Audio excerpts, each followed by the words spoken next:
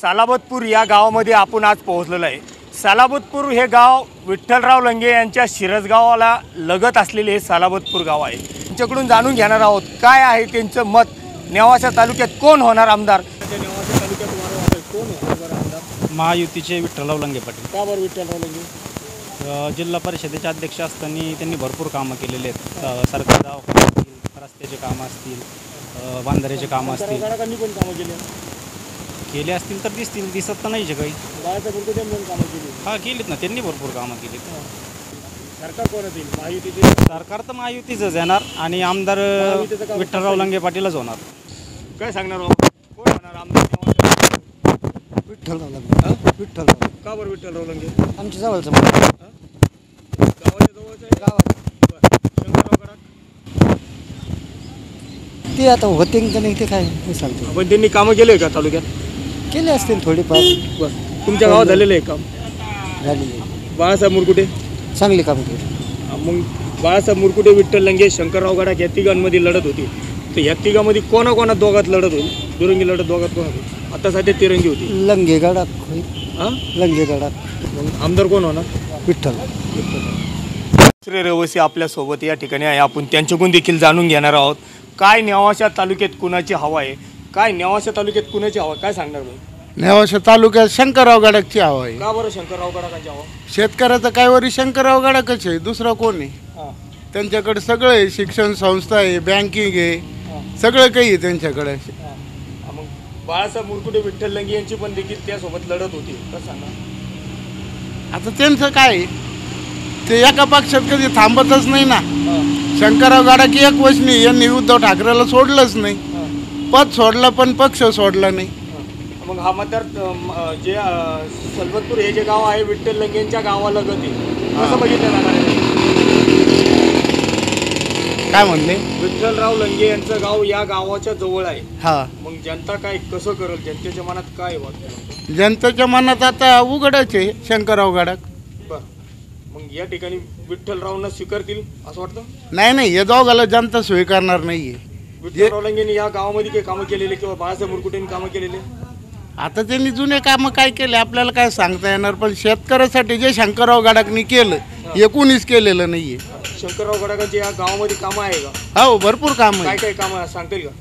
आता त्यांनी बरेचसे सभा मंडप दिले, मंदिराचे कामं करून दिले, रस्ते दिले। इथं मंत्रिपदाच्या काळात वगैरे कामं? मंत्रिपदाच्या काळात कोरोना आलता, कोरोना गेल्यानंतर हे 40 पळून गेले, त्याच्यानंतर मग त्यांचं पद गेलं, मग काय करते ते बिचारे, तरी त्यांनी वैयक्तिक याच्यातून भरपूर कामं केले।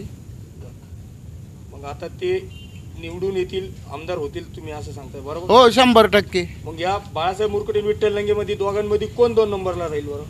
आता हे दोघांचा काही अंदाजच येत नाही, कोण 2 नंबरला राहीन आणि कोण कोणाला पाठिंबा देईन। यांचं एकमेकावरच भरोसा नाही, तर पब्लिक काय भरोसा देणार आहे? काय सांगणार बाबा तुम्ही, कोण आमदार होणार? शंकरराव गडाख। का बरं शंकरराव गडाख? शंकरराव गडाखची कामे चांगली आहेत, शेतकऱ्यासाठी हितासाठी लढणारी आहे, पाणी प्रश्नासाठी लढणारी आहे, त्याच्यामुळे शंकरराव गडाख निवडून येणार। बरं, मग इथं बाळासाहेब मुरकुटे आणि विठ्ठल लंगे यांची देखील यांचा विषय असा झाला, हे दोन्ही एका नाण्याचे 2 बाजू आहे। हे एकाच पक्षातले दोन्ही, पण दोघांनी विरोध फॉर्म भरल्यामुळं यांच्यात मत विभागणी होणार आणि शंकरराव निवडून येणार। सरकार कोणाचं येईल? सरकार महाविकास आघाडीचं। का बरं कसं महाविकास आघाडी कशावरून येईल? महाविकास आघाडीची कामं चांगली आहे। बरं, हो, मग मुख्यमंत्री कोण होईल त्यामध्ये? हे कसं झालं, महाविकास आघाडीचे म्हणजे हे जी या सरकारने जे शेतकऱ्याची खूप पिळवणूक केलेली आहे। शेतीमालाला भावच दिलेला नाही। आज सोयाबीन काय भाव आहे, कापूस काय भाव चाललेला आहे, कांदे काय भाव चालू आहे, हे पाहा तुम्ही। नेवासा तालुक्यात सध्या शंकरराव गडाखांची हवा, कारण मागील कामांचं त्यांचं जे म्हणजे ओघ आलेला आहे, भरपूर काम केलेले आहे त्यांनी। काम आहे असं काय?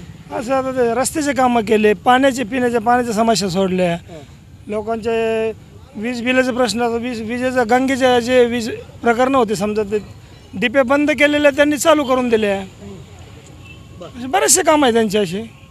आणि या ठिकाणी विठ्ठल लंगे पण या मतदारसंघात म्हणजे या गटातले तुमच्या गणातले आहेत, कसं सांगा?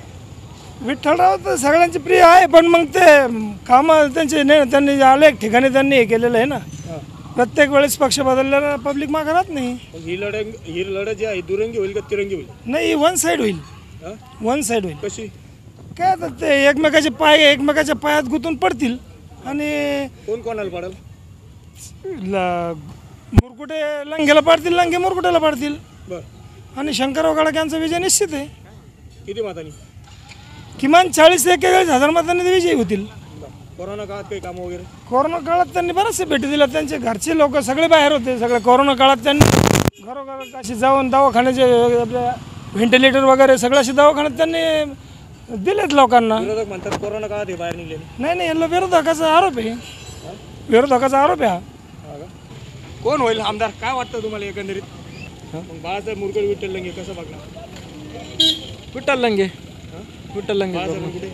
नाही, त्याने ते काय आहे, जो माणूस 10 वर्ष त्याच्या संघ राहिला आणि ऐन टायमाला गद्दारी केली, त्यांनी थांबून घ्यायला पाहिजे नव्हतं. गद्दारी कोणी केली? बाळासाहेब मुरकुटेंनी कोणासोबत? पक्षासोबत बी केली आणि विठ्ठलराव सोबत बी केली त्याच्यामध्ये.